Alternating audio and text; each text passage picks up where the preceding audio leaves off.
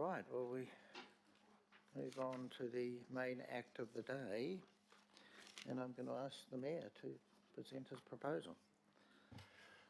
Thank you very much, Mr Chairman, councillors, members of the Independent Maori Statutory Board. This is the last annual plan for this term of council, and gives me great pleasure to introduce it. It very clearly sits under the long-term plan that we overwhelmingly agreed on last year, which creates unprecedented levels of investment into areas like transport, housing infrastructure and the environment. And of course we need that because we are still receiving unprecedented levels of growth in our city. 40,000 extra residents a year. That puts pressure on our system. It strengthens our city, but it also creates challenges. The mayoral proposal before you obviously came to you 6 months ago when we sat around this table and we discussed my initial proposals. And since then, we've had extensive discussions about a range of issues within the proposal and new issues that we have been required to address. And we've sought in this proposal to take on board the input that all councillors and members have given to us. The most significant change, of course, is the decision that we needed to deal with a month ago with the updated costs of the City Rail Link based on the actual tender price received and also more solid information than the original estimates that went back to 2014. And this council discussed that issue. It's a big issue, $500 million. We decided that 250 million extra to future-proof the City Rail Link so we could carry up to 54,000 people an hour needed to be done. I think that was unanimous. We've put another 300 million in for contingency because of the environment in which we operate. It is smart, it is sensible, it's responsible to do that. And we put 500 million extra in to deal with the inflation in construction prices, which is occurring right across Australasia and which regrettably is beyond the control of this council. But I'm pleased that almost every councillor voted to support that and recognise the importance of the CRL in terms of the move towards decongesting our city. And I thank you for your consideration and your support for that. We're also all aware at the time that we did that there were opportunity costs when we put $500 million extra into this project and that there would be budget constraints. Our first responsibility as councillors is to be fiscally responsible, and that's what we will do. Notwithstanding those constraints, we've continued in this proposal to ensure that the city moves forward both with major regional projects and with important but smaller community initiatives. And I think as we sit around this table and contemplate what we have done over these last 3 years, we can be proud of the progress that we have made in the priority areas of the transport network, housing and the environment. In this budget, we increase our capital investment from $2.51 billion in the last annual plan to $2.75 billion. That's an extra $245 million this year going into capital projects. We've started the important rollout of projects like the Eastern Busways, $1.4 billion. And Councillors Stewart and Young were both at the start of that rollout. That will make a big difference in the east. Equally, we welcome the recent announcement of a start of the project having a rapid transit system from the airport through to Puanui, to Manukau, East Tamaki and Botany. We are starting to move towards a joined up rapid public transit system. It takes time, it can't happen soon enough, but it will transform our city. I look at housing, and I think we can celebrate two things actually, that the building consents in the latest year have gone up to an all-time record for our city. 13,874, if I'm remembering my figures rightly. Compare that with the 3,500 we were consenting probably 8-9 years ago. We're starting at least now to match population growth with new housing starts, but we've still got a major backlog that we need to deal with. I also want to welcome the Minister's response to our advocacy around social housing. We need more social housing for low-income people in our city, and the Minister has undertaken to provide another 3,500 state houses over the next 3 years. That will also assist. I look at the environment, and I really want to acknowledge both councillors and Aucklanders for their support for our targeted rate for water quality and environmental enhancements. We've brought forward our water quality improvement on our beaches by 20 years, and within a decade we will have substantially resolved the problem of wastewater overflows into our harbours. That's great. And I just want to take 1 minute to say, when we introduced Safe Swim, we're all very proud of having real-time information on the quality of water around our beaches. What I didn't quite comprehend at the time, but was pleased to welcome, was that this was not just New Zealand leading, it was world leading, and we've now entered into a partnership with Mott MacDonald internationally to market our Safe Swim project, the intellectual property behind it, and we are getting worldwide attention to and will receive financial benefits from doing that. I think these are the sort of legacy projects that we have left for our children and generations to come, and I want to thank my fellow councillors and IMSB members for making this possible over this term. In the public transport space, we're approaching the milestone of having 100 million passenger trips a year that we should achieve by next month or the following month. That's fantastic progress in getting mode shift to public transport. But in some ways, we're the victim of our own success. The patronage is up, the cost of the subsidies on those fares is up, and it does create cost pressures. So in this budget, we are funding AT's operating costs to the tune of an extra $12.2 million this year to address the very high level of patronage increase and also the additional costs that were imposed on the system by changes in the Employment Relations Act. That is a one-off increase, and we need to use the next year to sit down with Auckland Transport and to work out ways in which we can ensure that we have the operational funding for further out years over the 10-year plan. As part of this mayoral proposal, I've adopted the suggestions that we discussed back in May at a workshop in terms of two proposals: the introduction of fare-free weekends and public holidays for children aged 15 years and under. And I want to particularly thank Councillors Darby and Hills for the strong champion of that proposal.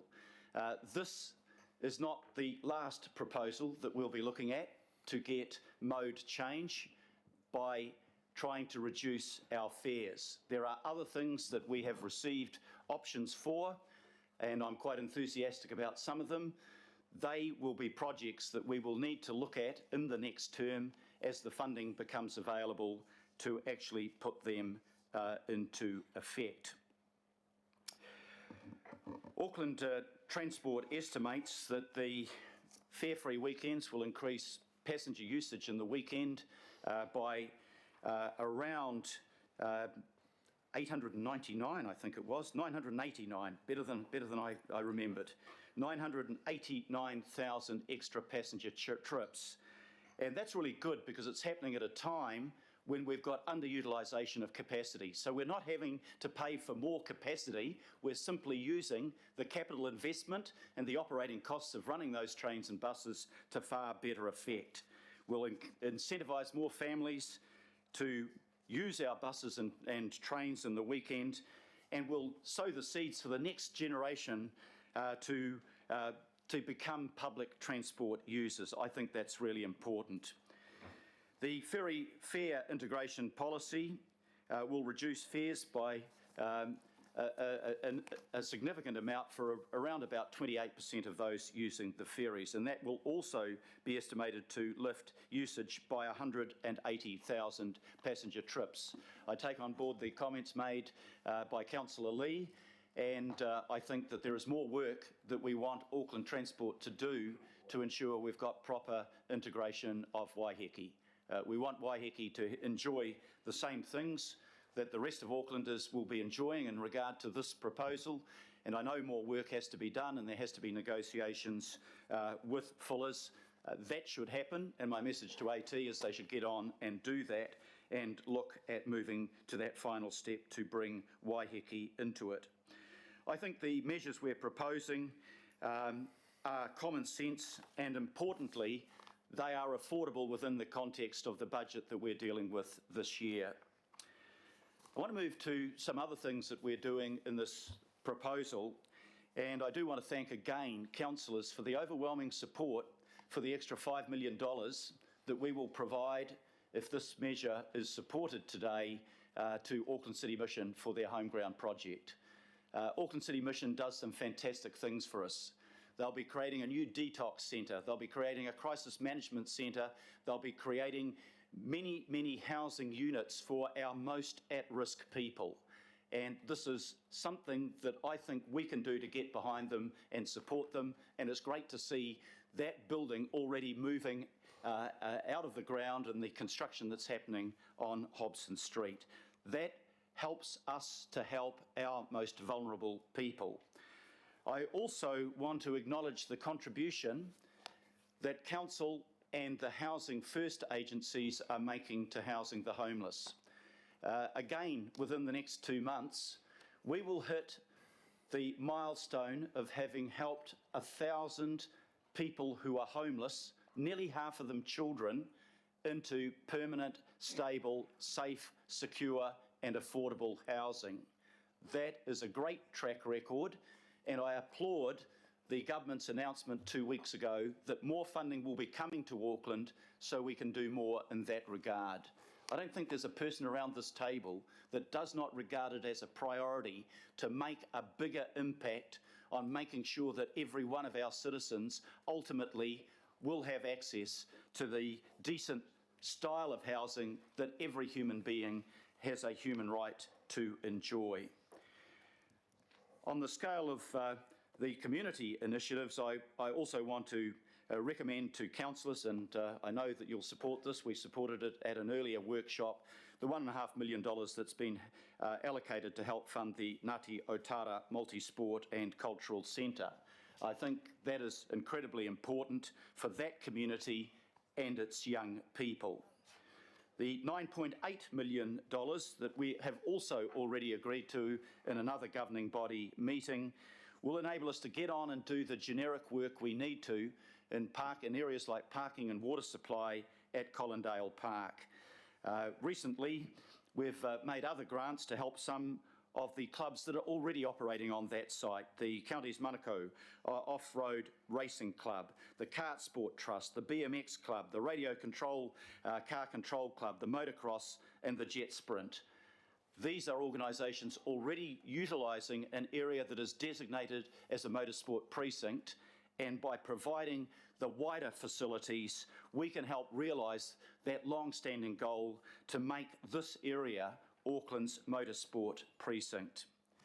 Another important initiative already agreed by the governing body that is in this plan is the $200,000 extra for the Citizens Advice Bureau. We value their services. We want the government equally to value their services, and we need to make an approach to the government to pull its weight in terms of supporting the CABs. But I want to come back to the environment, because I think this is one of the things that I'm most proud of for the work that you and I have done to make Auckland a sustainable and a better place to live.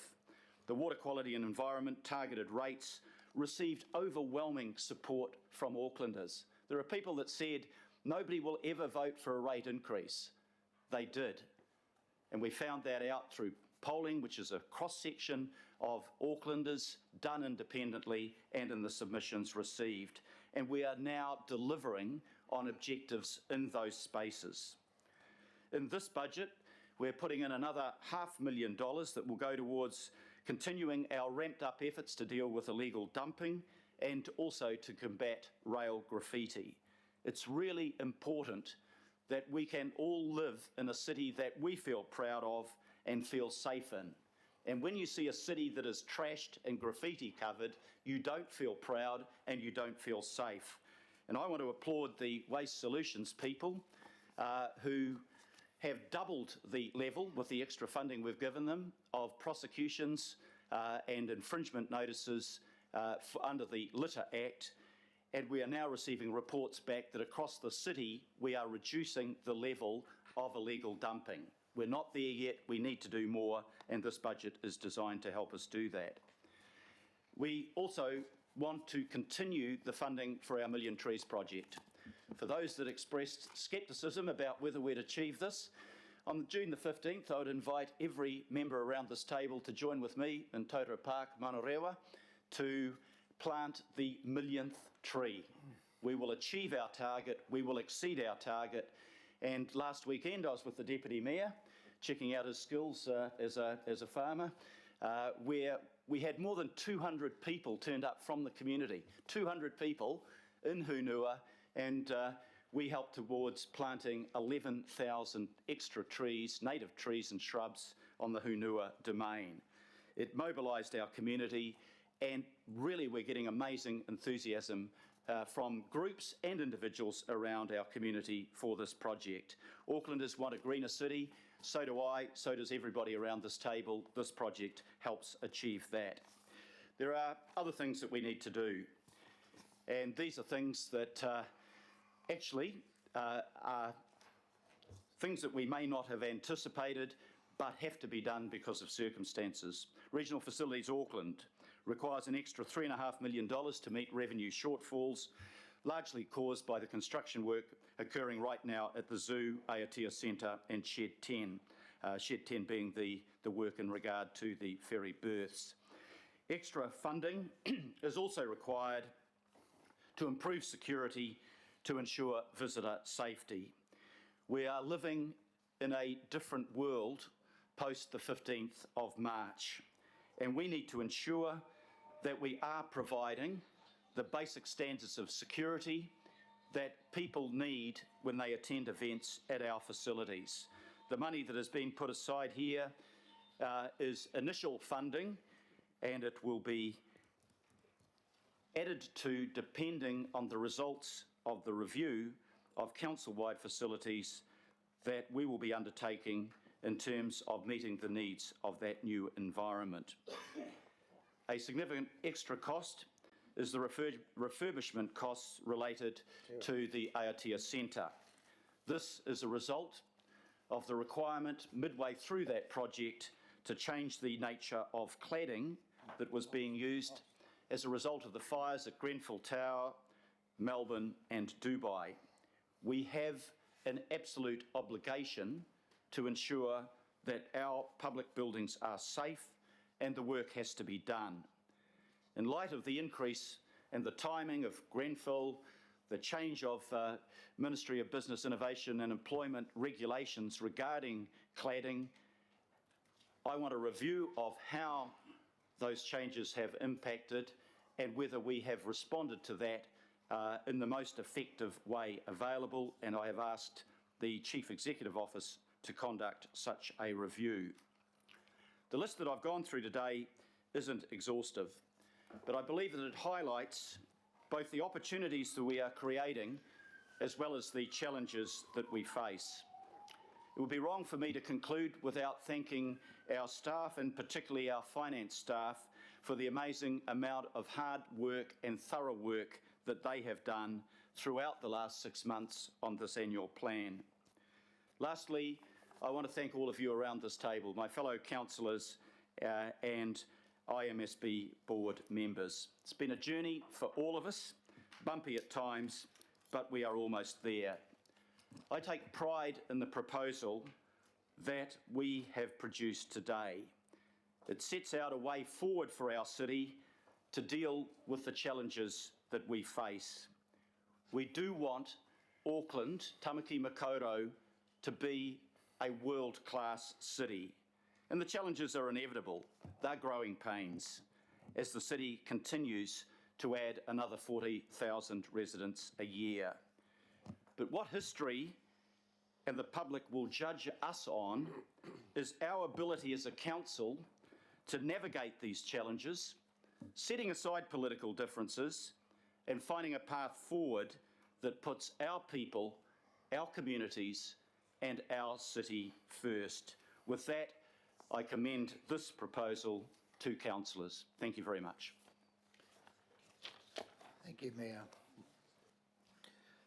I think we all know things are tight. We are fiscally, running right at the edge there, and the CRL increase clearly took us closer than we'd like to. So this is really a business as usual budget and proposal being put up by the Mayor, and with not a lot of flash and not a lot of extra expenditure. So I think we all reflect on that. So I'll start with questions. So and we have questions.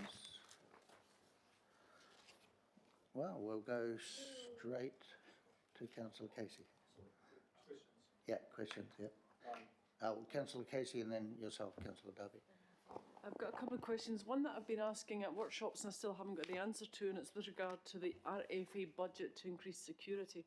I'm still not clear what the money is going towards. I understand that all our buildings will have metal detectors placed upon them. My question to RFA or to staff is, who's policing that? I know that within that budget there is some money for extra security staff, but I still haven't sorted out what's going to where. So if I could get some clarity around that budget, I'd be more happy. I'll start off with a first bite at it and then ask officers to add to that. Before we do that, I'm just going to ask Ross and Michael and Robert to come up to the front anyway. And then if we need to, we can get someone from RFA. But Mayor, please. Yeah, if I can draw councillors' attention to 45 on the attachment A. It talks about new specialised security threat staff. I believe there's about a score of those, but that might be clarified by officers. To accelerate security training and protocols. There will be additional capital investment for bollards, CCTV, technology to lock down venues, security scanners and preliminary works on the centralisation of RFA's security operations into one centre. And we'd be looking at economies of scale of how we might integrate that, for example, with our emergency development centre facilities. So that's the broad picture, but there may be some more specific points that can be added to that, and invite officers to comment on Councillor Casey's question. So that is broadly the case. The core security specialists that we're aiming to bring in, there's a core group of 20 that this will fund, and they will be used for the purposes that the Mayor mentioned, and across all of the 13 facilities that we manage. Can I just ask another question? I did ask you yesterday about the town hall. Does that mean there will be a constant security guard on a metal detector at the town hall of Auckland? As we discussed yesterday, but only briefly, there will be a heightened level of security infrastructure here that we can activate for events. We were asked yesterday to look at what further security needs this building might have, and we haven't had a chance to do that yet. But the infrastructure and the additional staffing would be associated with events. So there would be a metal detector on the front, sorry to belabor this, I still haven't got my head around it. So there'd be a metal detector on the front door of the town hall, but not a security guard there. It's just that that has implications for who's doing the policing. Yes, so for events, we would have the infrastructure to enable us to manage entry and exit in a secure way, so scanning and security presence. This budget does not envisage a permanent, a consistent and 24-hour additional security presence here at the town hall. But as we were asked to yesterday, we will look into what would be involved in that and come back to officers with respect to that. Does that mean that in the AIT centre, every door would have a metal detector? The doors that we would be using for patron entry and exit, yes, would be screened in that way. And just to seek clarification of that, that is at the time that events were being held in the hall rather than, all the time that the building is opened? So for the AIT Centre or for here? Sorry, for here, well, for here. For both, actually. So the proposal that we have is aimed at ensuring the events that we hold here are secure to the standards that are required today. However, we will come back with some further proposals if council would like on general levels of security on this building. I think the anomaly that exists at the moment is that where we work in 135 Albert Street, we have an automatic security system. You've got a pass card, you need the pass card to get through to get into the building. That same entry system does not exist for the staff that are in this area. And obviously, what we need to look at, Councillor, I think both of us share the concern that we maintain accessibility and a welcoming atmosphere rather than having a fortress, but at the same time protect the security and well-being of our people. And that's a challenging balance to find.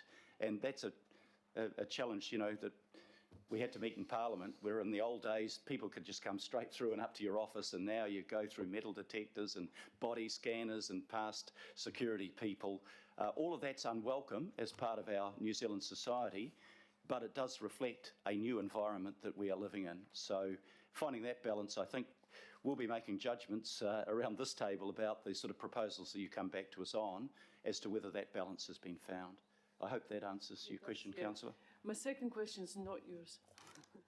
It's to do with the community services card in Auckland Transport, and I'm disappointed that there's no reference to that in the Mayor's proposal with regard to future work to be done, that we're still looking at it.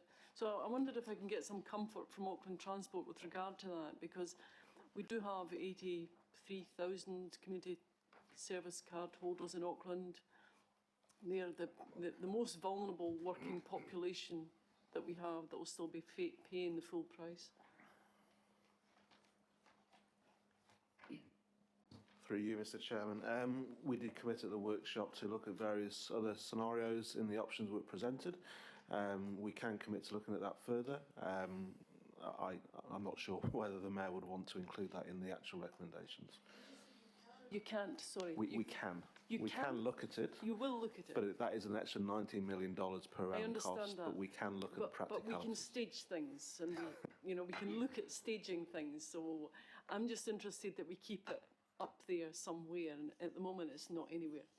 If I can comment that briefly, I'm sure AT would implement any of the measures that we discussed in the workshop back on the 7th of May, dependent on us providing them with the funding. And when we went through that, we thought that a whole lot of those measures were great ideas. I mean, for community service card members, a 50% discount, that'd be great, but it was a $19 million cost, and we simply don't have $19 million in this budget. Does that mean that we can never come back and revisit that? No. I mean, there are other proposals like, the providing free fares for school students, and that would be really nice to do, and that's something that we might be able to bring forward. That's a bit cheaper. That's something that we might be able to bring forward earlier as well. For this budget, we've chosen the two options that we have the capacity for. That's really important. We've got the trains and the buses running and the people to drive them and the budget to deliver. And when we expand out to try to get mode shift through other fare reductions, we have to take into account the cost of the capacity and whether we've got the capacity there, and then the funding that we can put to it. But is it a good idea to do those things? Absolutely. And what we've announced in this mayoral proposal, I see as the first step in a much longer journey. So I hope that gives you some comfort, Councillor. Thank you. And just to segue into my last comment, Mark, to get mode shift, it would be really good if the 106,000 dog owners in Auckland could access buses and trains and ferries on a day-to-day basis. And that was quite a long time ago now, 13 months. That was a comment, Mark. So, Sega. That doesn't require any budgetary provision, but... Well, that's the point yeah. I'm making. It's just a thing you need to do. Mark, you might like to comment on. Through you, Mr. Chairman, we have finalised a proposal with Transdev to roll that out onto trains next month. We are still talking to other groups, including the Public Transport Advisory Group, which has various representatives from across the community on the potential next stage to beyond what Wellington is doing, which is Muswell and Leeds. At the moment, that would have to be phase 2 because we don't have their support at that stage. But for what Wellington is doing, we're proposing to do that next month on trains as the first step. Right, councillors, I'm going to ask whether there's any further questions relating to RFA. We had Jonathan up here talking about security. Is there anyone, I've got a long list here. Does anyone want to talk about the security issue? Councillor Walker? So I'll ask Jonathan to come back then. This is just the security issue. Okay? Okay, so my question around the security issue as it goes to the town hall particularly, but equally it could go to other venues, is around access, and particularly around civic access.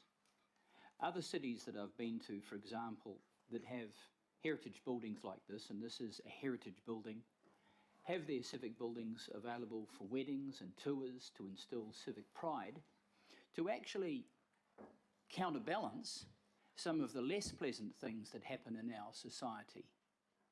And it's those measures that can be very effective, because if people have civic pride, they actually engage, they participate, they join in. They don't do so many bad things because they're actually proud of their city. So is this work that you're going to do able to enable those things, some of which don't happen now but could? Through the chair, yes, that will be.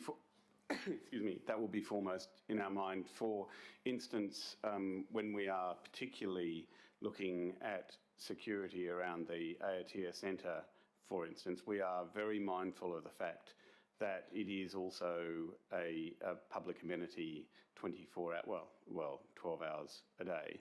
And regardless of whether we have events planned for that time or not. So all of our security arrangements have to manage that balance between keeping our patrons and Aucklanders safe and keeping our facilities available for use.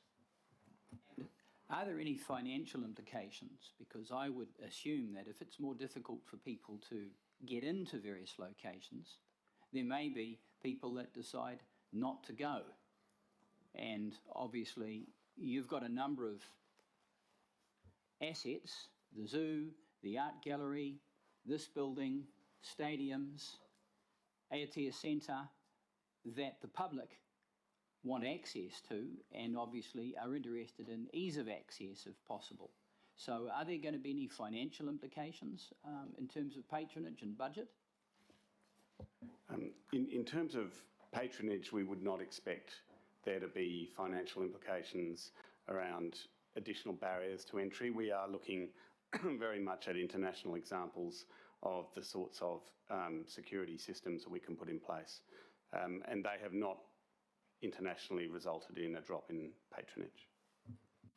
Last question, and that is, given the diverse nature of the assets that you have and the substantial financial value of those assets, and in particular I'm thinking of the Aotea Centre and the increasing costs associated with that in terms of capital, obviously increasing operational losses that are occurring, you know, to the zoo and stadiums and the like. Can we have access to more open and transparent information around each asset so that we've got a better idea of how much we're investing relative to what the return might be in respect of patronage or other social and cultural values? For this, perhaps I'll be guided by the chair. We report to this committee in the way that the council has outlined for us. Yep. I know Councillor Walker was moving it away from security, just to another topic there. Security's part of Security is part of it.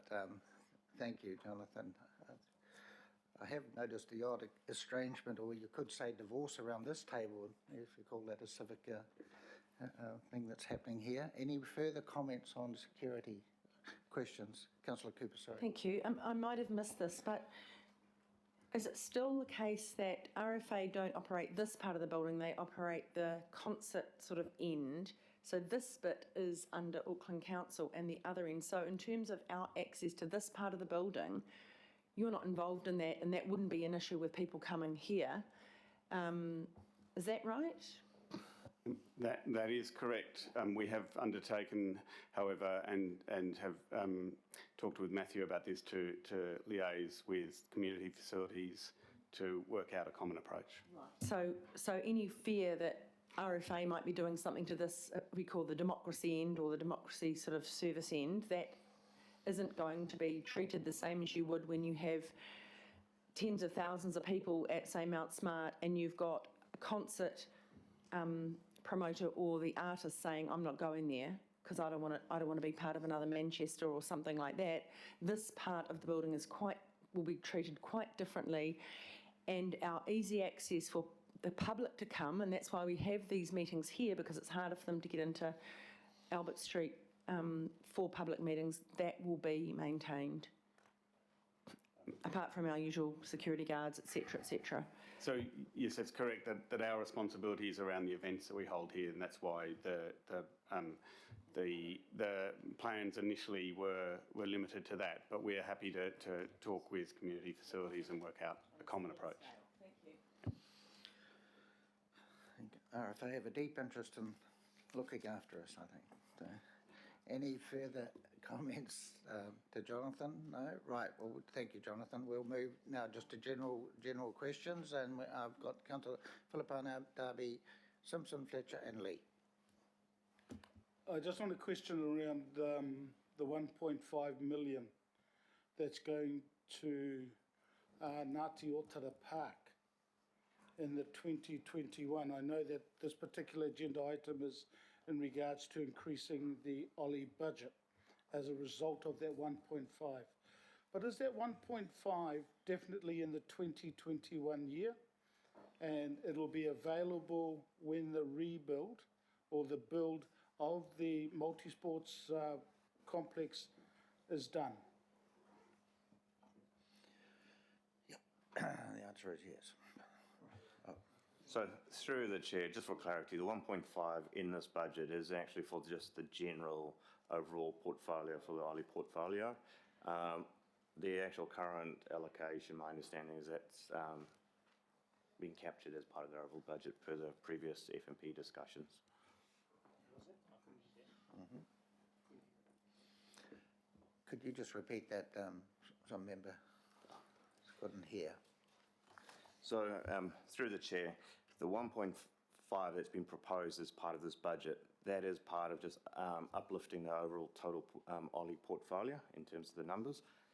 The Ngāti Otara funding, that was discussed previously at the Finance Performance Committee, and that's been committed as part of the current proposal.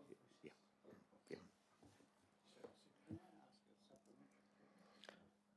Yep, that's fine.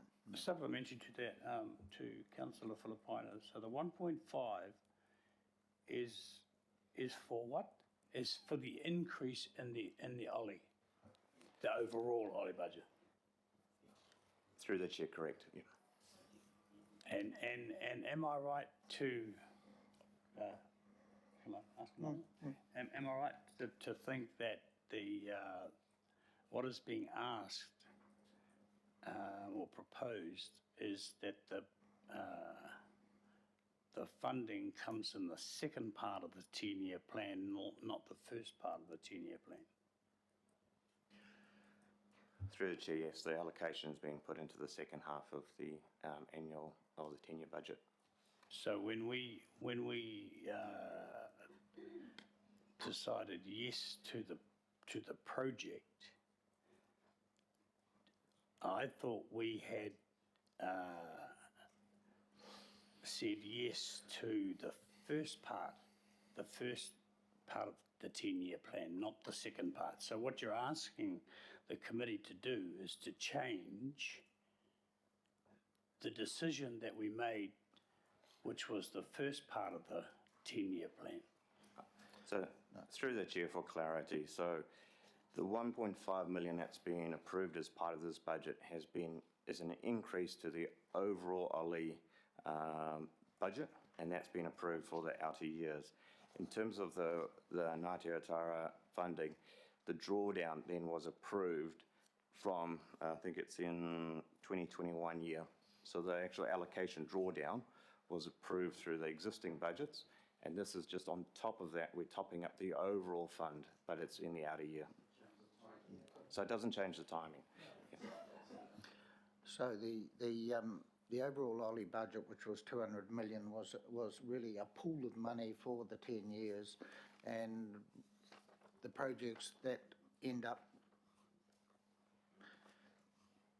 starting earlier are yet to be determined in many cases, and that's with the business cases, etc. I mean, we can be quite open about it. To be quite honest, the 200 million, by the time we get to the business case and the final costings, is probably not going to be anywhere near enough to complete all the Ollies. So that's going forward, I think, for another LTP, we will be looking at the reliability of that figure. And Councillor Darby. Thanks, Chair. I just want confirmation. Sometimes there's lines in budgets that we don't notice, and I want this confirmed and recorded.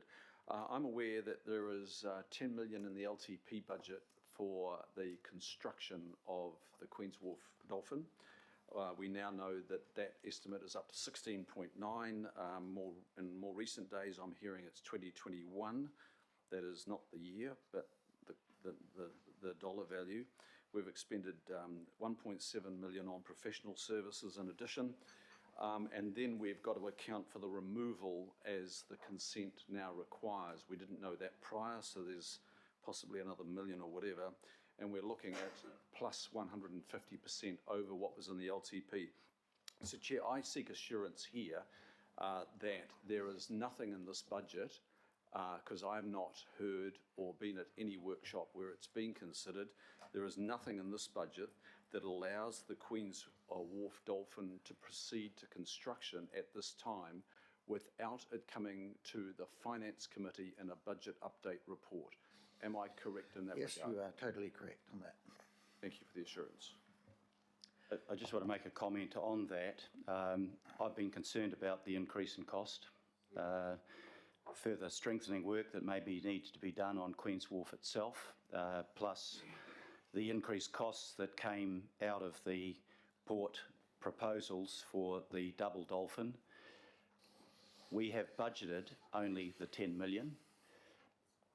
We have done so on the basis that that is subject to cost recovery from the cruise industry, and I've asked our Chief Executive to look at that project to determine, one, whether the costs can be brought back, particularly in terms of the shorter life of the dolphin, which is 15 years. So maybe you don't need a second dolphin, which has never been part of my preference for what went into the harbour.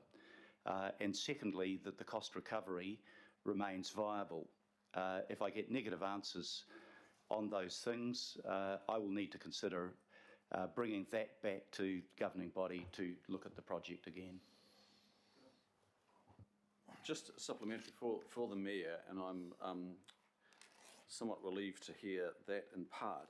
But would the Mayor also entertain, at this point, looking for a more enduring, a lasting solution for our investment, rather than a significant investment in a temporary structure determined by consent? That is, at this stage, ask our officials to look at what it takes to build once the enduring solution, rather than one that encroaches on the harbour out 90 metres.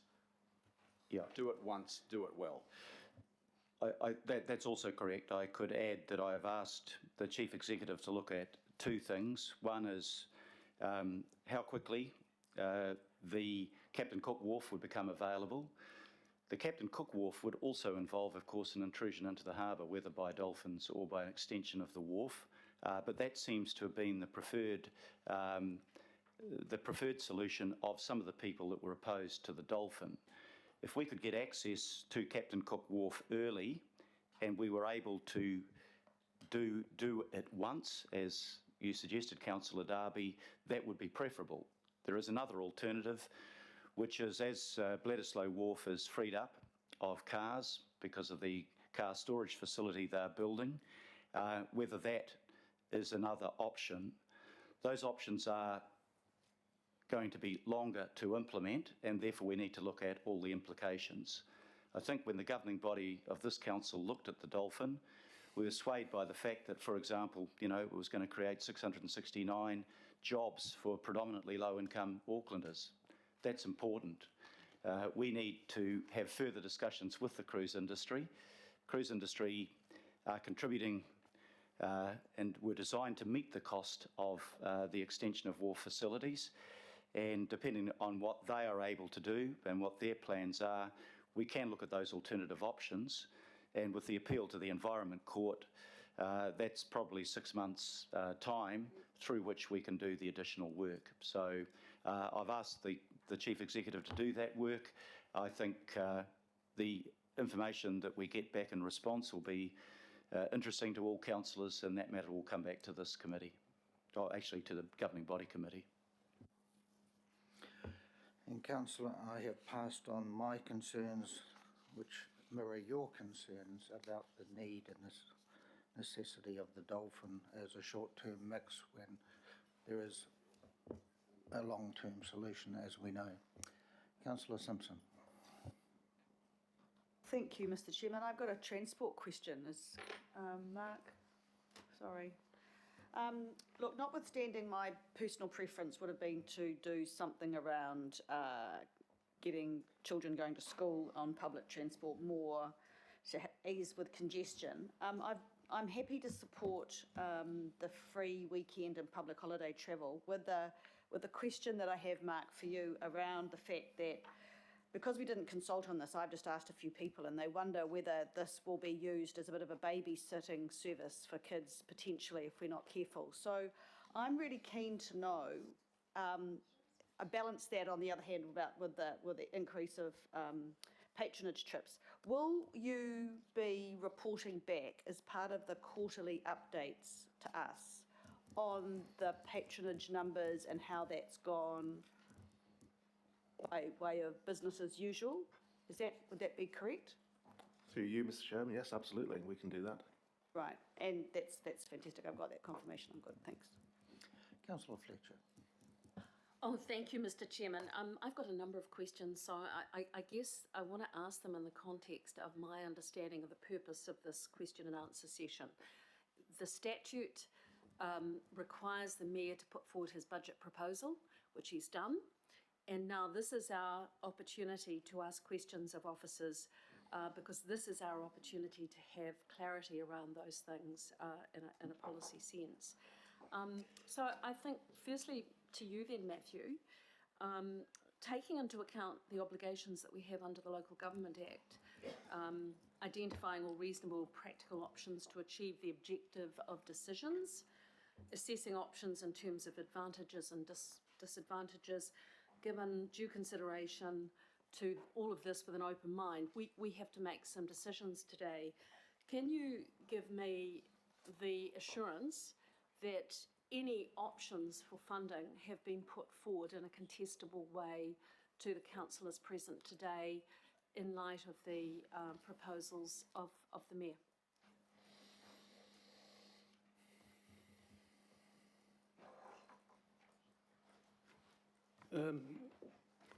Through the chair, so we've followed this year precisely the same sort of process that we've followed each year.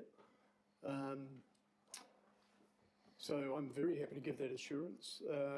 I think that we double down on that internally with the assistance of our legal department to ensure that the way in which we're conducting our business is in accordance with the Act. So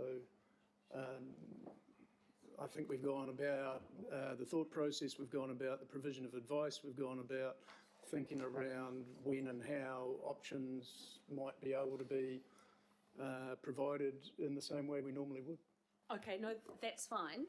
And naturally, you know, that's all done under the umbrella, I guess, of the revenue and financing policy as well. So I've just tried to go through things.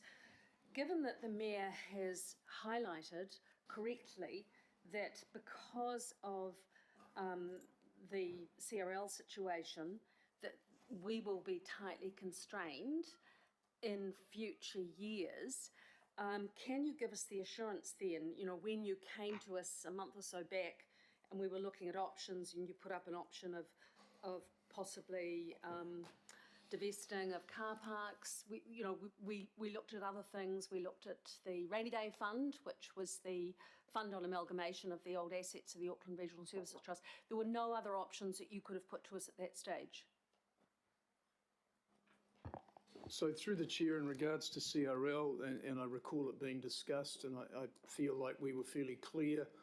I think the range of options beyond the solutions that we put forward all would have required amendments to LTPs and the statutory process around that, because I think we would have been presenting you with options around pretty significant asset sales, potentially of strategic assets. We may have been presenting you with options around increasing general rate charges beyond your financial strategy settings in the LTP. And so we talked about the context of our advice being around the ability to keep things moving at CRL. Okay, no, that's fine.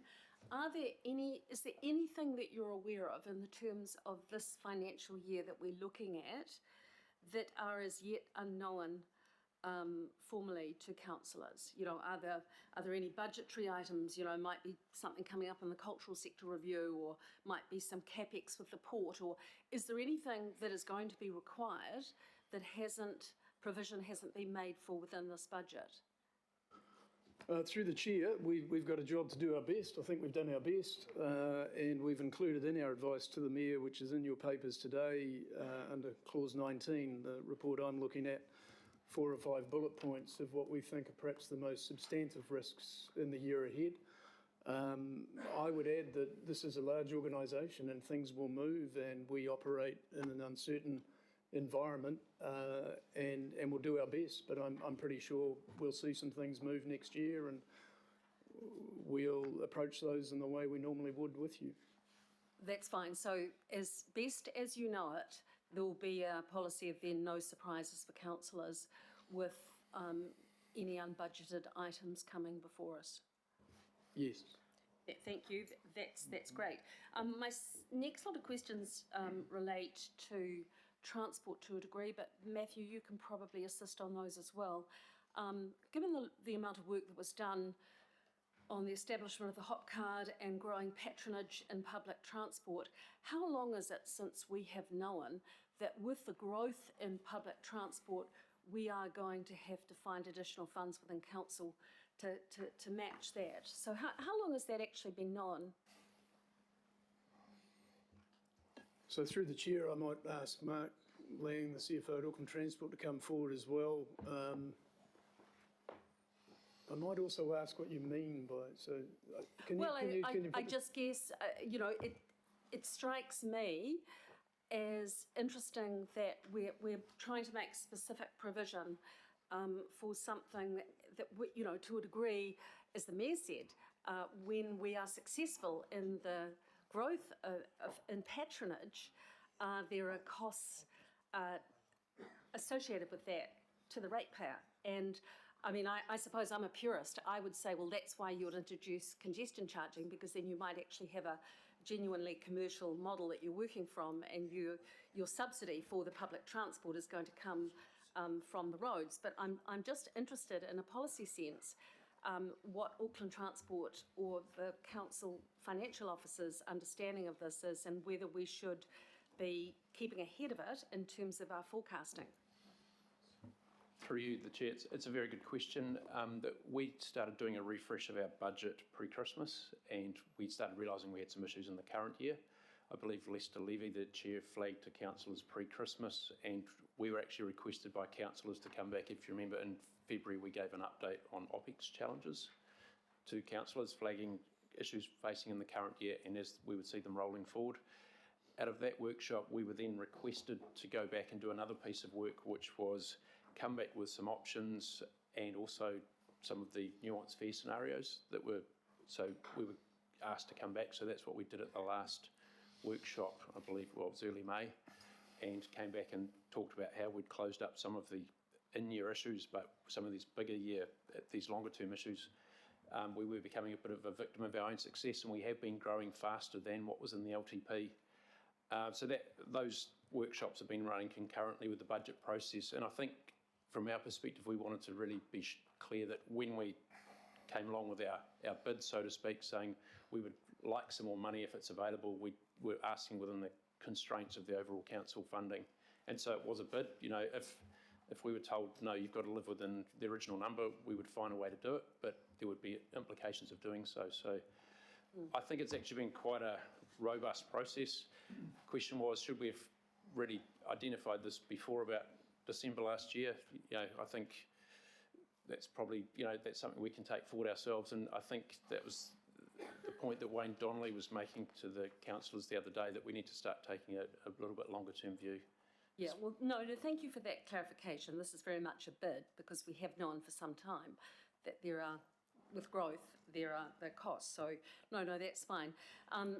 The next question I have with regards transport is, you know, what's your understanding of the role of a workshop? Because my understanding of the role of a workshop is we don't take decisions in workshops. It's just for giving councillors information. I'm relatively new to this. I've been here less than 12 months, but I believe there was a robust budget process, and in parallel, we were asked to provide specific feedback to councillors and come with options, because some of the previous feedback was we were sort of coming with option A and no option B, C or D. So we wanted to sort of put on the table a lot of scenarios that could be reviewed and then potentially put into the hopper in terms of consideration for the overall budget. And that's extremely helpful, because it isn't, you know, without good information you can't take good decisions. So it brings me to the information I received from Wally Thomas last night, that there was the basis to the decision in the Merrill proposal around the free travel on weekends, but not picking up on the transport for school-aged children on ferries and on buses and trains. And I just want to explore that a little more fulsomely today, because this is our opportunity. This is the Mayor's proposal, but this is our opportunity to actually respond and support or reject ideas.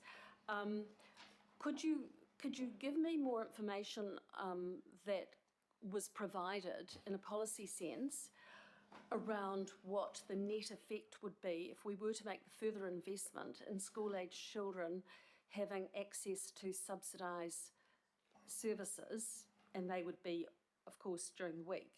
Can you provide me information around what numbers of cars that might take off the road with cross-town travel? Might see if Mark Lambert wants to join me on this one.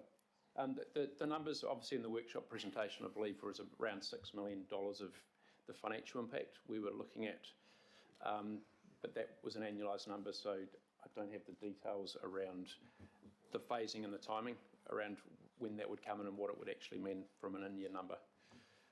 And is it possible to get that information? I'll just see.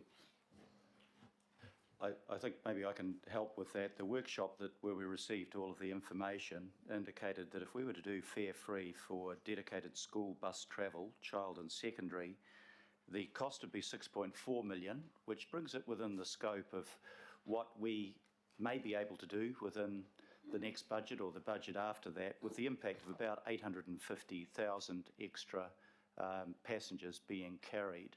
It is an area that I'm personally supportive of doing, but it doesn't fit within the particular budgetary constraints that we have this year.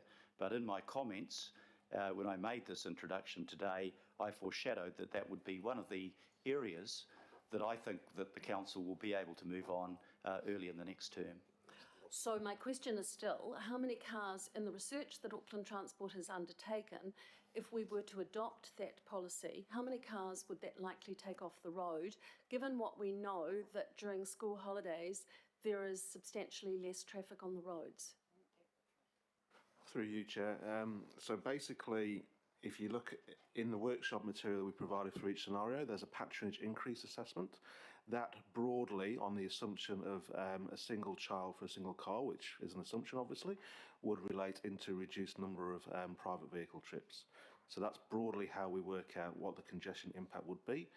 We haven't gone any further at this point because we're really looking at what the cost impact would be versus public transport increase, but that broadly correlates to reduced private vehicle travel. So how do you measure costs? Because there are the actual financial costs, but there are other benefits that actually come with a reduction in the numbers of vehicles on the road. Is that something that Auckland Transport does any factor in to any of your policies? Yes, we do. So absolutely, as far as the broader fare policy, which is included in the Regional Public Transport Plan, for example, yes, we work out that, and it's based on the New Zealand Transport Agency assessment of travel time and congestion impacts on communities. So yes, we do that. That wasn't presented in the workshop. What we presented was the actual cost to council or to NZTA of implementation versus the patronage and therefore the correlation to public transport increase and private vehicle decrease assessment. We didn't present, to be fair, the total economic benefit. The cost to congestion. So is that a piece of work that you will be undertaking and bringing to the council? The reason I ask this question is that I would be, while I accept that the Mayor in his proposal has foreshadowed that that might be something that we think about next year, I, like Councillor Darby, when you do something you want to do it well, either we introduce this as trial and then evaluate it and perhaps widen it, but it would be prudent in this situation where we don't have all of the facts to look at it as a trial. Is that something that Auckland Transport in a policy sense had considered? We're all as I said before, in terms of the fare structures, we're always looking at the potential economic benefits of changing fare structures. What we haven't done is looked at every single line in the scenarios at this point in turn. What we can do over the next year is to do that work from a policy point of view. One of the reasons for selecting the nuanced fares was to keep the cost to council down at this point within the current funding envelopes that we've been advised through the finance team. Thank you very much for that, Mark. And my final two questions, just briefly, can the CFO give me advice on what percentage of this budget is in the arts and cultural sector? Through the chair, not immediately, but I'm happy through the course of the day. We'd find that quite straightforward to come back to you all. That'd be fantastic if you could. And also in the area of social policy, if you could just identify those costs. And just for the Sue Gardners and the wonderful champions that we have in the art world, Andrew Smith and so forth, can you give me the assurance that there is no reduction through this budget to RFA and the support of the Auckland Art Gallery?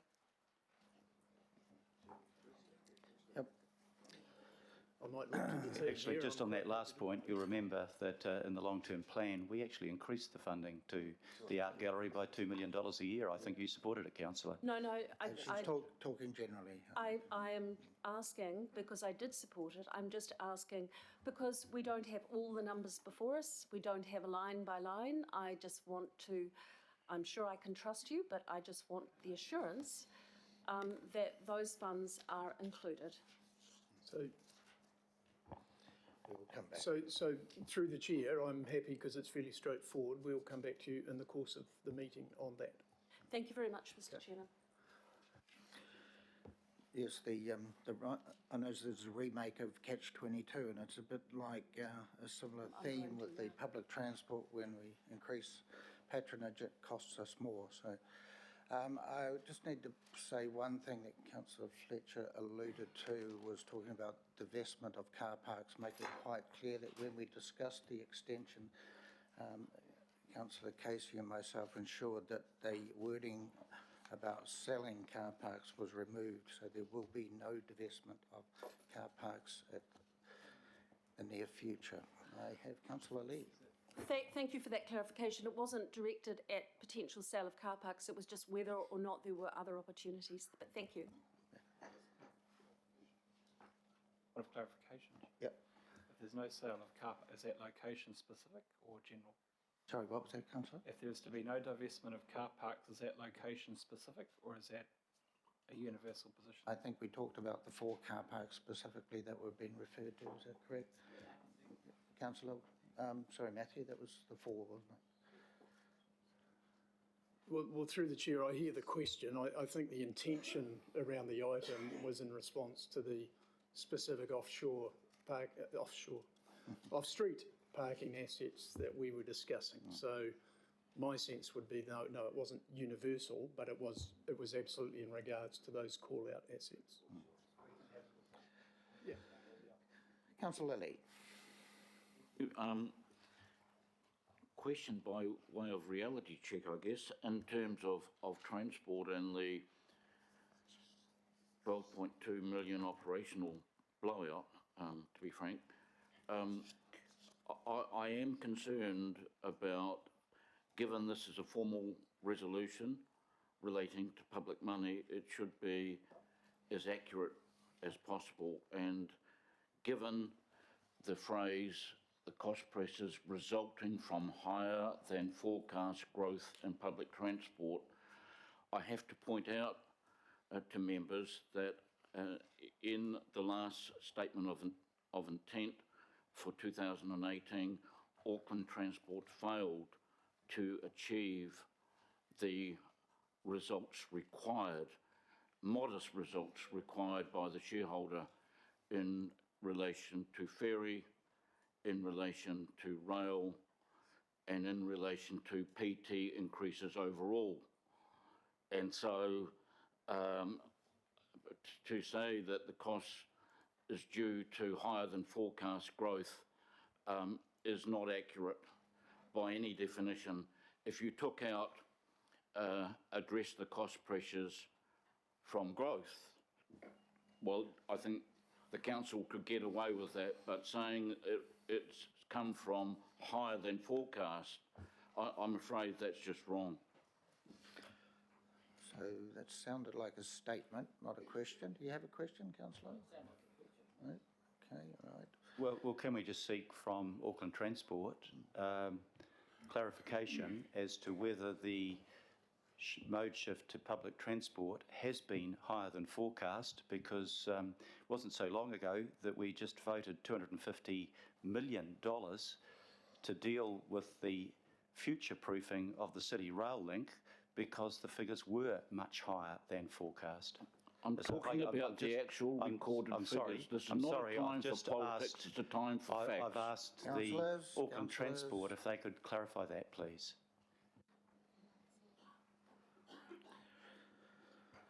Mark? Without having the figures in front of me, I think for the 2018 SOI, we were just below by about a month or half a month in achieving that target. So you are correct, Councillor. For this year, we are exceeding significantly the SOI targets and therefore the forecast. And in early June, we will be hitting the 100 million that the Mayor has pointed out. That is approximately 13 months ahead of where the forecast has been. Thank you. Councillor Walker, I think you've already asked a question, so I'm going to move on to Councillor Sayers, Stewart and Hills. A number of questions. Yeah, sir. yeah, but you have already asked a question, haven't you? I asked a question some time ago Yeah, of no. Jonathan Wilkins of the RFA. I'm just going to go through, give the others an opportunity first. So Councillor Sayers. Thank you, Mr. Chair. My question's probably more directed to Auckland Transport around B1 up there. And it's just, my question's around the effect. I guess my question is it correct that NZTA should be funding Auckland Transport projects, including the ATAP projects, at a 50-50 cost split, and we're actually probably being funded to something like 60-40, with Auckland Transport picking up the major share of that. So so that's question one. And then related to that, Mr. Chair, is the impact on that. If Auckland Transport can't pick up the difference, are we falling short in both our CapEx and, related to B1 up here, our OPEX funding through, and therefore we're having to chip in more than perhaps we ought to be because of that low funding levels? So a couple of questions in that, if that's clear. Mark. Through you, the Chair. If we start with the OPEX piece, our underlying budget for next year assumes that we receive an additional $10 million from NZTA via a cost scope adjustment. We flagged this to NZTA in November last year, had recent conversations with the CFO last week about it. They do have some money set aside in the NLTF in relation to that, but it's obviously not guaranteed at the moment that we get that money, so there is some residual risk. The other piece we've assumed in here is that the ERA cost, which we've talked about $4 million, that's actually already net of receiving $4 million from NZTA as well, which again we've flagged to NZTA. So on the OPEX side, you are correct, and we have those conversations around getting the 50-50 funding. The 60-40, and we may have, is probably, I think you're referencing back to when we've previously talked about CapEx, is the key is that the CapEx funding assumption is 50-50 right through the long-term plan. And that is the piece where we're seeing the most risk at the moment, and we've flagged the potential for 120 million shortfall in this budget on the CapEx side, because if we don't get the 50-50 and get, say, a 60-40, we've got that type of hole. And that's been clearly flagged as a risk within the budget. Thank you for that answer. Things are obviously different in Wellington. We're at 60-40. Can I just raise a question on that through you, Mr. Chair? Yeah. Because it's on that point. I checked out what and I want AT to confirm whether these figures are correct, because of the figures I'm working on. We put 28 billion into the Auckland Transport Alignment Project. I'm informed that Council has committed 9.95 billion of that, and the government has provided 18 billion of that. Are those figures correct? I understand that's correct. In which case, actually, we're providing much less than 50-50 of the ATAP. We're providing probably half, just over half the amount that the government is committing to that fund. Can I ask you to confirm whether the funding that we're getting through the NLTF over the next 10 years is about 38% of that fund? I'm assuming your maths is correct. The piece, when I see it from an AT point of view, is obviously some of the big projects like CRL, etc., and light rail sit outside. So I'm talking about ATAP, so it's under that. Is that, are those figures correct? I don't have the figure for the share of the overall NLTF, but the other figures are correct of the overall ATAP, including both council responsibilities and the NZTA state highway responsibilities. So what our argument to central government has got to be is not that the funding should be proportionate to our share of the population, but because we're getting 55% of the growth of this country, that funding should anticipate that growth and should be higher, because that's the argument I'm making to government. Which was basically in resolution to write a letter to the government to make sure we keep reminding them about the 50-50. Right, we have Councillor Stewart. Thank you. Just picking up on something that the Mayor had talked about with the cruise ships. Has anybody been discussing with the cruise lines what impact increasing fees would make to ships wanting to visit Auckland? And do you think this would deter cruise liners wanting to come to New Zealand? Because at the moment, cruise ships for 2016 and 17, cruise sector was worth 447 million in value added to the New Zealand economy, and it was forecasted to grow to 514 million 2017 and 18. And just recently, I've been on a cruise that just was from Auckland to Auckland, and there was a lot of overseas visitors that were actually hopping off in Auckland, and then they'd travel further. But could this, if we made it too expensive for cruise liners to want to come to Auckland, have you got some answers for that? Thank you.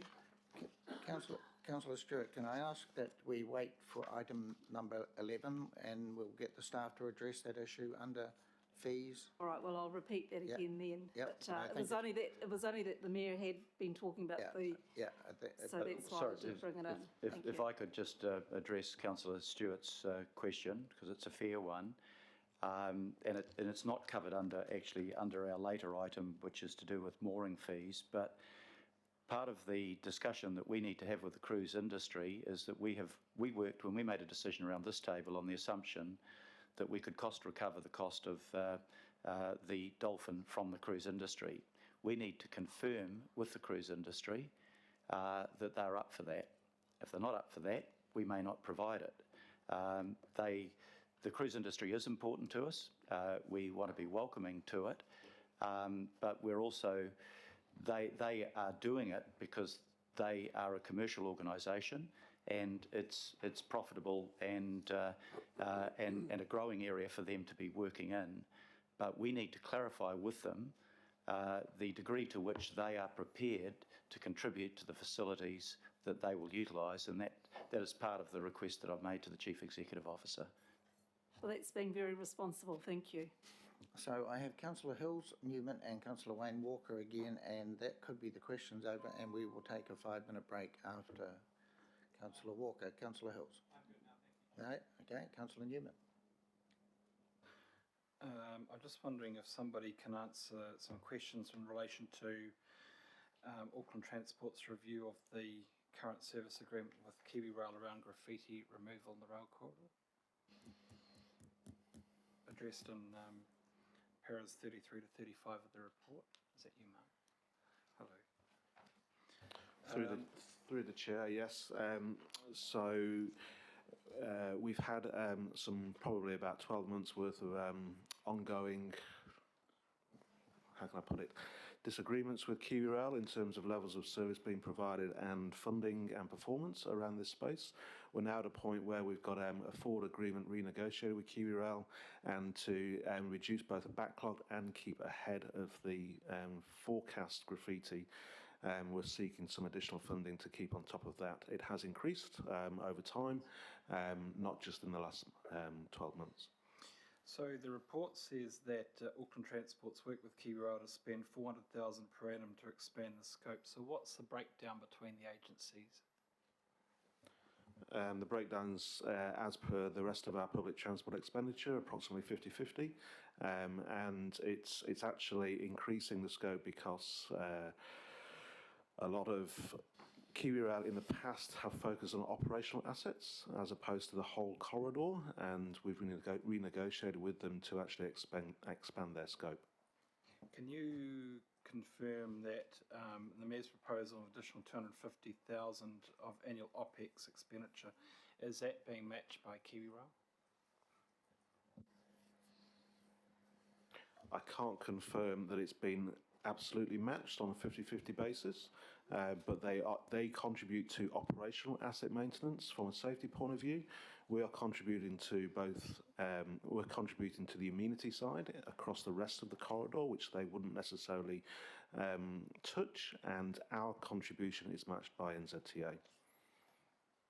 At para 34 in item 9, it deals with 15 rail bridge inspections and repainting, sponsoring artworks and murals at 5 level crossing sites and 2 pilot sites for strategic planting. What about the balance of the corridor? A lot of the corridor is being very badly defaced beyond those locations and assets, so who's going to fund the removal of graffiti there?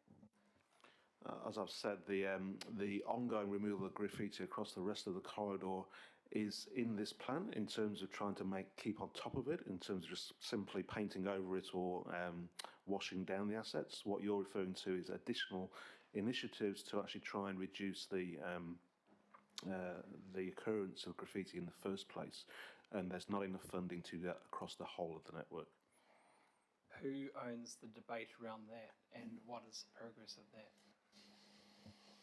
As I've said, KiwiRail is responsible for the operational provision of the network, so they are responsible for operational and safety aspects. It would be a joint conversation and ownership between ourselves and KiwiRail with regards to the rest of the corridor. And do you have an anticipated time frame for the resolution of that, or is that just an ongoing exercise? Because currently, the amount of graffiti prevalent on the rail corridor is increasing exponentially, and I am told from the Beautification Trust and others that that KiwiRail have been intractably difficult when it comes to landing an agreement to fund the purchase of service to remove the graffiti along those parts of the corridor that are beyond the 3 bullet points at para 34.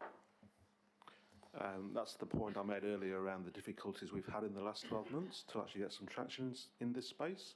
The plan we've put together is to try and get on top of the graffiti across the whole of the corridor and keep on top of it, but not necessarily through planting and proactive initiative, if that's the right term, because there is not the funding available to do that across the whole corridor.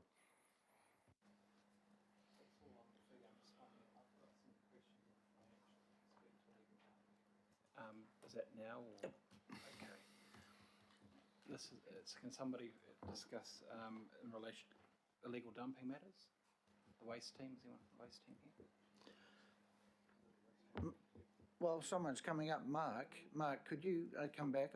I have a supplementary myself, and it's nice to see sponsored artworks and murals at 5 level crossings.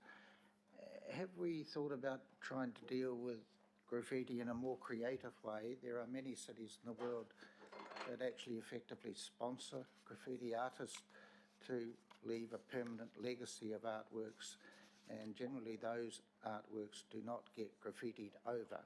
Are we looking at something creative? Because we seem to always deal with graffiti as a bad thing.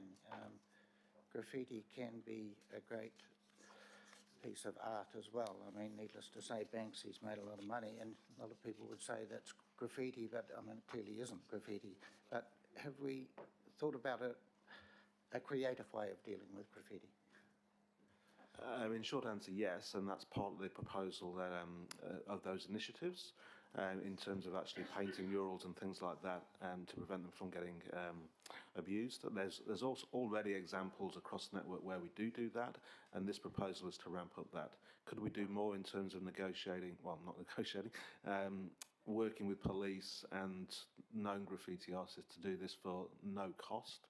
I don't know, to be perfectly honest, but it is part of the ongoing discussion with KiwiRail. Yeah, and with building owners who have blank walls facing on the corridor. Thank you, Mike. Right. Questions on? Yep. Illegal dumping. So, welcome, Parul. Good morning, Pearl. At para 30 in the Mayor's proposal deals with the investing 200,000 resources. Now, I understand that the $200,000 worth of resources in February 2018 was in fact an internal transfer of the funding and resources from within your group to ensure that there was capacity for some additional cameras and enforcement staff. Is that correct? Okay. So the proposal to continue with the 200,000, that in effect is resourcing the existing level of service? Okay. With respect to, there's a pilot in my ward at the moment around a different approach to removal of illegal dumping. That is in effect a not sticker, and to remove the illegal dumping at 2 sites where it is identified.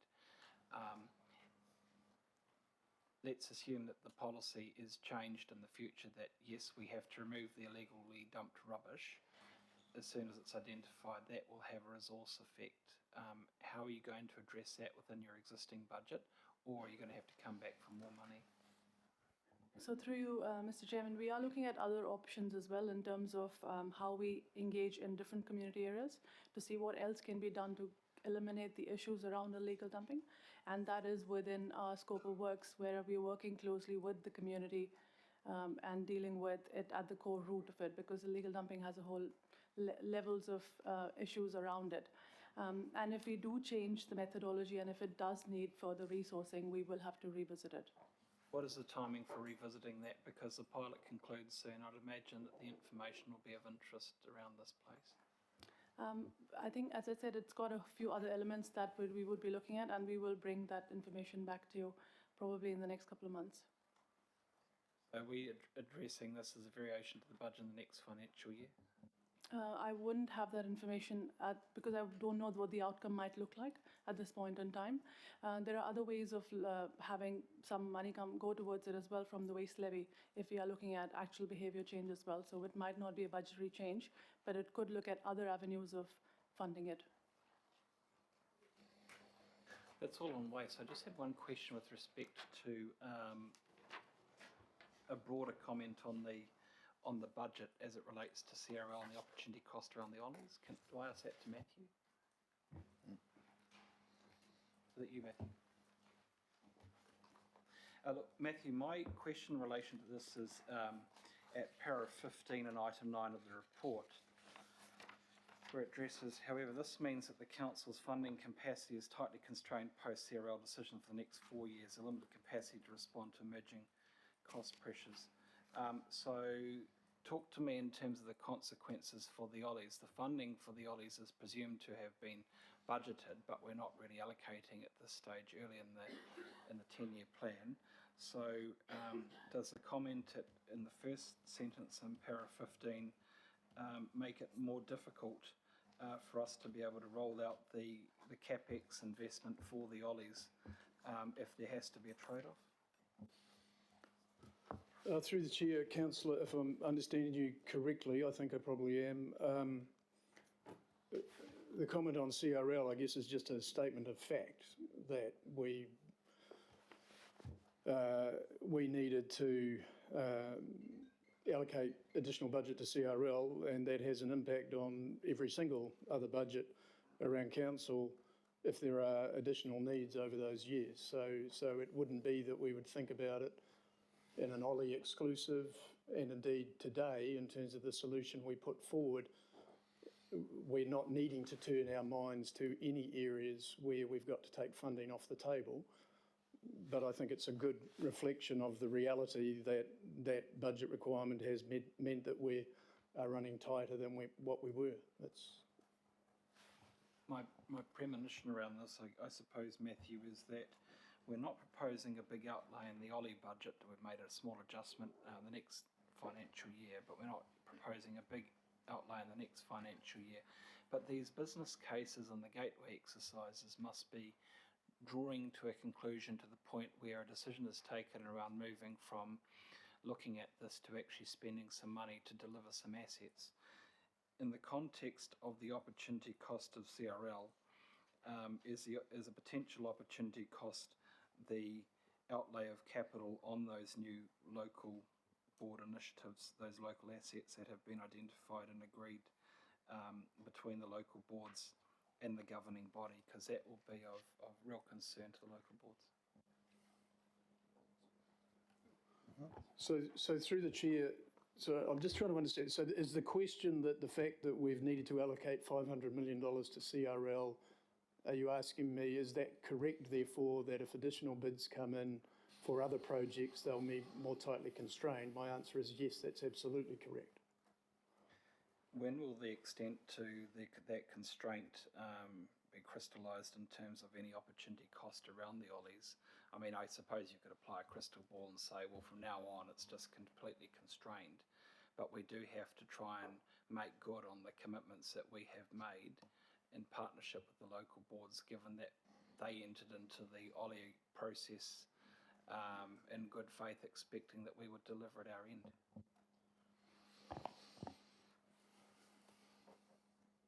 So through the chair, I don't want to repeat, so I think we're understanding each other. And now you're asking me when. I don't know that. What I do think is that for the new administration, the reality is through the last LTP, we put an enormous amount of expenditure into the city, and the finance team regularly coming forward with information that just simply states the facts that we're running fairly tight. In terms of your choices around rating settings, around borrowing levels, around asset strategies. So other things can and probably should be considered by future administrations, as you would expect, because people want to think about all the options. So it's not actually my job to say how you might respond to those potential pressures in the future. Do we think they're there? Yes, we do. And I think we're trying to be fairly clear in saying that. But at the point they play out, and perhaps that's over the next 12 months, perhaps it's the next 24 months, I think the next LTP will be interesting and important for the organisation. I think, and I think the team would agree, I expect you will be presented with a pretty big suite of options, and I think you probably should be. One more question, Chair, if I may, and then that's it for me, I think. In the last sentence in para 15, it refers to alternative thinking and approaches and includes the word special purpose vehicles. So can you expand on current officer work and investigation around special purpose vehicles as it relates to any water care projects?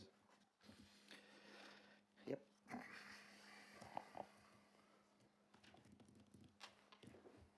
So through the chair, my question would be, when you say officers, do you mean officers of the parent entity, or do you mean officers of Watercare? I'm sure Watercare's got a funding strategy for its assets. I'm wondering about the parent entity itself and the work that we may or may not be doing in relation to alternative funding approaches for those assets. So through the chair, the work that we're involved in at the moment is a support role to the Treasury. The brand that the Treasury have around the program is called IFF. It stands for Infrastructure Financing and Funding. It's a program that I understand key ministers are closely involved with, and Treasury running lead on that direction. And, that's in front of key ministers at the moment, and I imagine it'll form up over the next 3 to 6 months.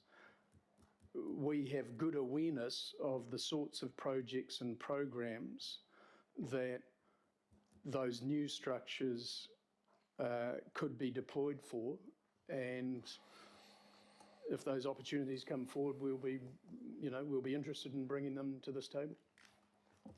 Does that include a proposal that would effectively see the carve-out of the central interceptor asset with the cost of that being levied by a entity separate of Watercare and paid for by consumers through a different approach?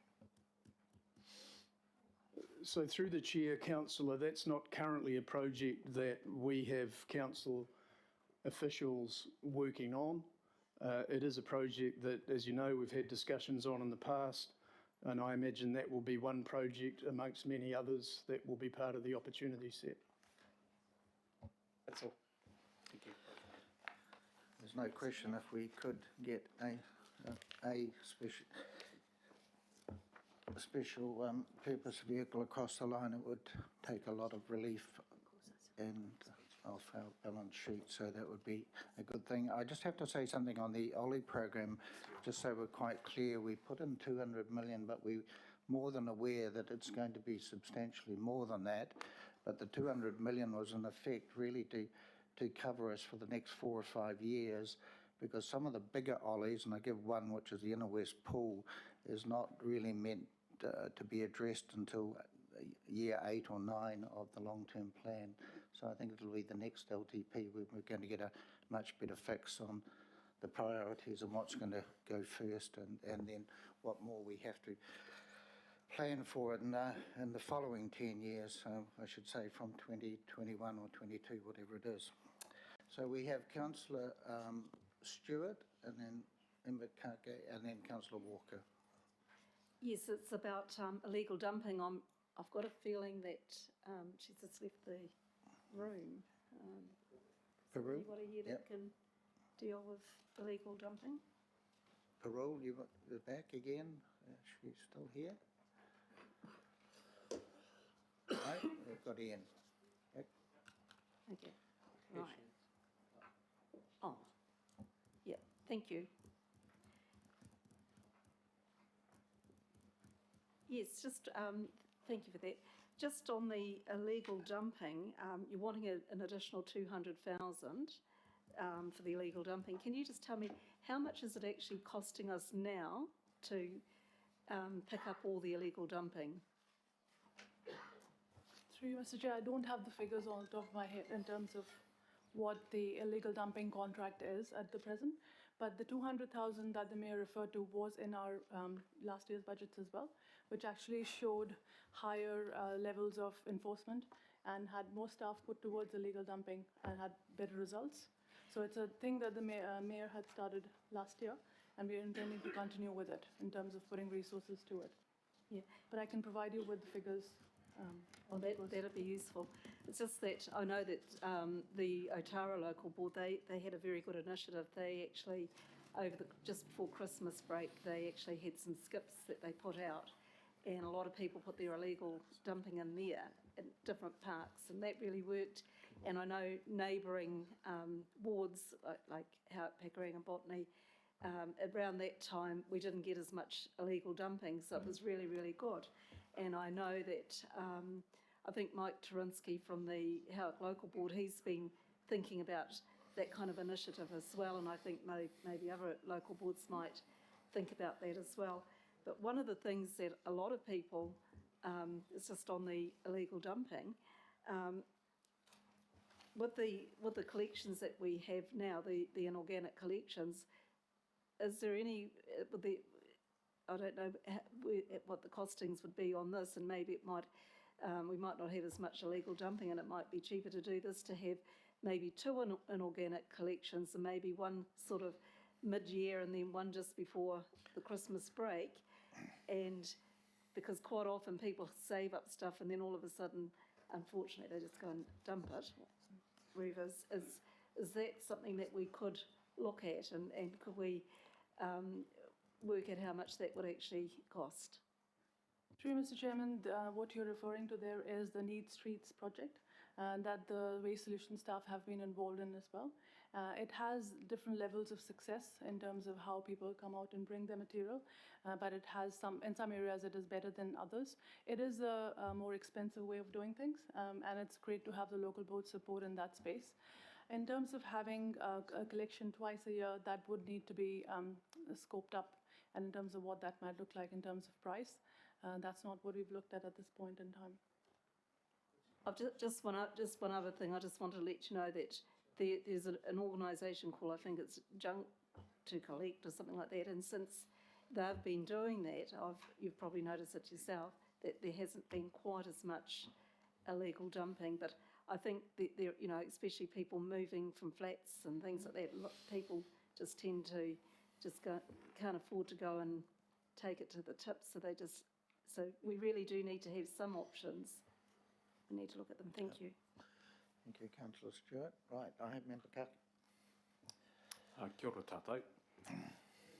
So I'm filling in for Chairperson David Taipari today, so I may have missed this in some of the previous workshops or discussions, So let me just fire free. What I'm really interested to hear, and particularly from the Mayor's address today, was this commitment to things Māori, all right, Māori outcomes. So I didn't hear it, I haven't heard it so far in the debate and the discussion. So my question is, what percentage of the 1920 or even the 10-year budget is tagged for Māori outcomes, and how long has it sustained that level of funding?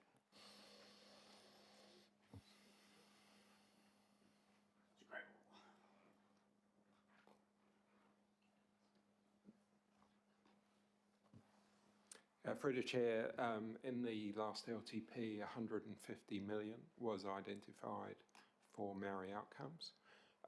For the next financial year, the budget is 14 million. Yeah, the question was, what's that as a percentage of the budget? I recognise the 150 mil. We'll come back to you on that. Today, at this meeting? Yes. Yep. Could I just maybe add to Tony's question? Obviously, a lot of the spending is in generic budgets, but it's targeted to need, and by targeting it to need means it's disproportionately going into our Māori and Pacifica communities. If I can just give you an example, I mentioned in my comments about Housing First, and we're approaching the 1,000 people housed in the first 2 years. 57% of those being housed are Māori, and that simply reflects the much higher level of need in that community. Our street, point of time street count, came up with a 40% figure of those on the streets being Māori. So we are using those funds to target to need, and that will often be of particular assistance to the Māori community. To supplement your question, was that council money or central government money? It's a combination of money. We put some money in and a lot of organisational effort. We, for example, paid for the point in time count. We put funding directly into Housing First, but most of the money for housing, of course, comes out of central government. And so in those sort of areas, our role is advocacy, and we've been pushing hard, for example, for more state houses. And I think you'd find that those figures they might not reflect the degree of percentage, but you'd find that those houses are being used disproportionately again in our Māori and our Pacifica communities, and that's appropriate because that's where the greatest need is.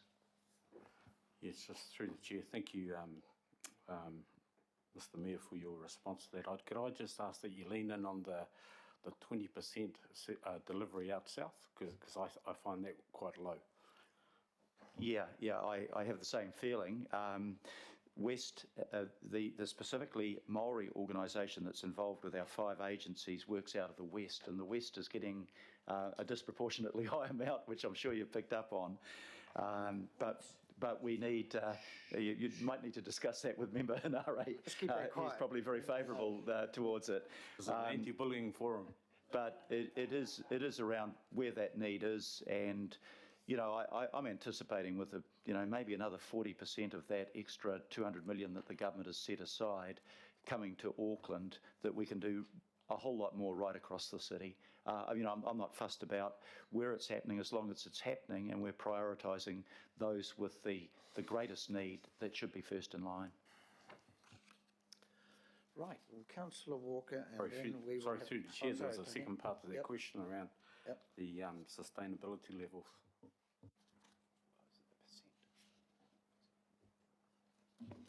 Just to answer the question about the percentage of budget, it's the 14 million for next year is 1.2% of Auckland Council entity budget.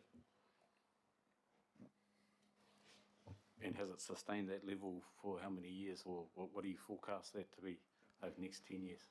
The total in the last LTP was 150 million. So the 14 million is a year two amount.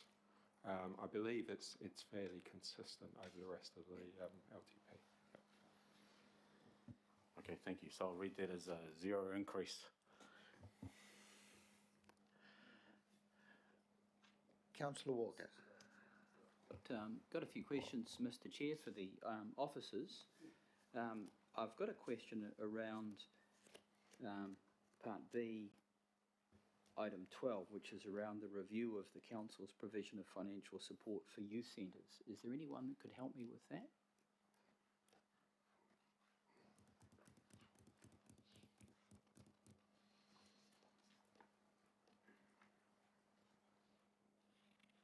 Okay, well, why don't I ask the question anyway, and Matthew could probably give me a yes.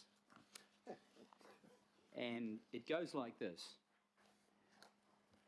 The report back date to the Environment and Community Committee that's mentioned here is the 31st of March 2020, which is next year.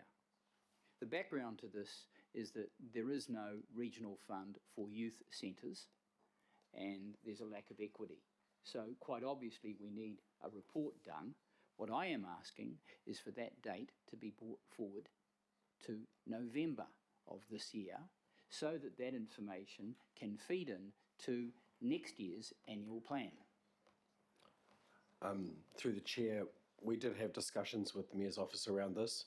The issue is that with the election, there's actually only about 3 weeks of committee meetings scheduled between the election and Christmas. So it makes report back through we anticipate to be quite a congested committee period, makes report back quite difficult. And that's why it was recommended that that date be pushed out into the new year. Okay, well, again, my concern is that that is an item that the public should be able to comment on in the draft annual plan that goes out. March is not going to enable that. So again, I would ask that the report back date be November or conceivably even early December. In large part, this will be work that officers are doing, irrespective of the election cycle. And there may well be some of us re-elected, but that remains to be seen. I'm sure it's been noted, Councillor Walker, and yes, it could be that it is an item for consultation at the next annual plan, which means, yes, we do have to make that decision effectively. So I'm looking at a specific amendment for this, because I'm not at all comfortable with that 31st of March 2020 date, and neither will the youth centres. I think, Councillor, and you're fully aware of this because you're a long-standing councillor, we have that limited period of time between the election and Christmas, and then we have a dead period for a month. So we always have that trade-off. Do you want to do it more quickly and less thoroughly, or do you want to do it when people are back at work, focused on it, more likely to be able to be consulted and make submissions on it? And the 31st of March was sort of that compromise date. If you're talking about the annual plan, of course, you're then talking about putting it back further. I don't want to put it back further. I want this information. I actually wanted it before this year, but that seemed to be the most practicable way of doing it, given that no council meetings take place in January. So you've given yourself 2 clear months where we can be involved in workshops or whatever else is required to process the information that councillors will be gathering. So there's nothing magic about the 31st of March, but it is to try to make sure that we can do it properly and that you as a councillor can be fully involved in those discussions, because it's important that you are. With respect, I am sure that there are a whole lot of items that go to next year's annual plan that are going to be advancing on the part of officers, irrespective of whether there is an election cycle or not. And I am sure that there will be an item in November that will be presented to an incoming council, if not November, then early December, around the next annual plan. Otherwise, we won't have one. I am simply asking for the date to be brought forward, and it is not something that is constrained by the election cycle, but rather by the officers. I think it's fair to say the officers will And be... my question was directed to the officers around this. Yeah, but the decision, this is my proposal, and that's why I'm answering it, and I'm trying to be helpful. The problem is not around the officers doing the work, they can do the work, it's around the availability of the councillors.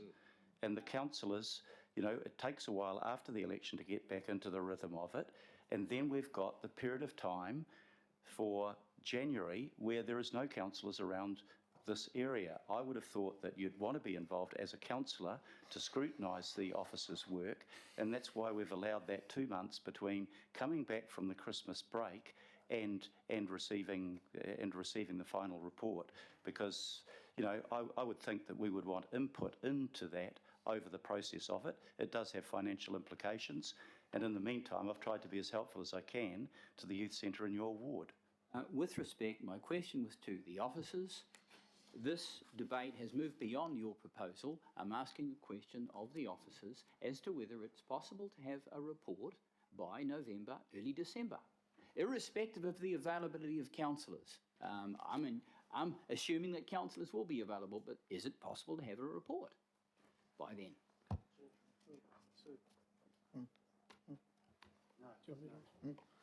Look, I'm happy if the councillors, if the council officials are able to bring that work forward, for them to do so, as long as that we're not making, as long as we're ensuring that the work is thorough. Then it's up to us as councillors over that period of time to make ourselves available to scrutinise the work they've done. So if it is possible for council officials to bring it forward, yeah, I'm happy about that. But what I'm drawing attention to is the ability of councillors then to scrutinise that report. But if you can do that report by November, I'm happy for that to happen. So there might be a change in the words there. So that deals with that question. The other question I've got is a transport question. It goes to the Dockland tram, and I really just want to know whether there's adequate provision in the budget for the infrastructure associated with the Dockland tram, and that's particularly around the Te Whero Bridge and the access and the link to Britomart. Anyone answer that? If not, I could get an answer a little later in the day. I'll get that to you later. Okay. The other question I've got just goes to issues around Collindale Park. My understanding is that there's a capital amount of 8.9 million for Collindale Park, but that there isn't any budget over and above that. Is that correct? Through the chair, correct. Okay. My understanding also is that there was an item brought to the Finance Committee a short time ago advocating that $5 million be transferred from the budget of RFA to an increase in the budget for Collindale Park of $5 million. I just wanted some certainty on that. It's been in an earlier budget item. I just want to lock that down. 5 million, and it's staying with RFA for the time being. So I have a question around that. So if there is a $5 million amount that was going to be transferred to RFA for Collindale Park, which money is no longer necessary, is that $5 million available for, let's say, the blowout on the Aotea Centre, which is 14 odd million? So I'm trying to lock that down, because obviously if we don't have to find so much money, so much the better. The idea was to actually leave that sitting in RFA, so it's not a matter of going to RFA, it's sitting in RFA, and there are other projects that may come up, and needless to say, Councillor Bartley would be aware that we are going to have to find some money to do some work at Waikaraka Park, which relates to the stand. So we're just trying to leave that over there and deal with the Grenville Tower type scenario separately, which relates to the Aotea Centre. So I'm establishing then that there's $5 million going that's being held over for something and we don't quite know what. Is that correct then? There is $5 million been held, yes, and it's been held by RFA in a separate. Is it conceivable then that if work advanced on Waikaraka Park in terms of funding proposals, that money could be released for that? Because the demolition of the stand and a substitute stand is desperate. There is the potential for that to happen. And that would also involve a transfer on the part of RFA, because the $5 million is RFA, Waikaraka Park is not RFA. So I'm just trying to get some clarity. RFA have the $5 million fenced off, ring fenced effectively. They cannot go and use it. Okay, it has to get permission from us as to how that's going to be used. But it could be used for the Aotea Centre, for example, and reduce our budgetary commitment this year. That is not in the mayoral proposal. No. Okay, I may well move an amendment to that effect later. Thank you very much. The other question I've got just goes to grants. And it's a pretty simple question. I just want to get certainty that we're not giving any loans to any organisation, that every funding proposal is by way of grant. That includes City Mission and others. That's my understanding. I just want confirmation on that. The $5 million is definitely a grant, it's not a loan. No, I was asking the question of officers. So we don't have any loans we're making, it's all grants, that's correct? So through the chair, I think the question you're asking is, does this budget involve any grants by way of a loan? And you'd like us to tell you whether that's the case or not? Yes. So we'll come back during the course of the day and give you reassurance that I think that is correct, but we'll double down and check that for you. And the other simple question I've got is, there is nothing in this budget for the sale of any land at marinas. So I'm just after confirmation of that. That's correct. It's this financial year. That's correct. And further to that, the marina strategy is identified as a risk. That alludes to, I think, a possible increase in costs. Are the officers working with members of the community, berth holder communities and others to actually bring down those costs and reduce that risk? Because those offers are on the table. The risk identified in the report is around the costs of preparing the marina strategy. Officers are currently working to identify how much it will cost to prepare the strategy, and we'll bring that back to committees. Okay, I've got another question that I'm happy to have answered later on in the day by the officers. It's a little similar to the question that Councillor Fletcher asked about funding for the arts and culture.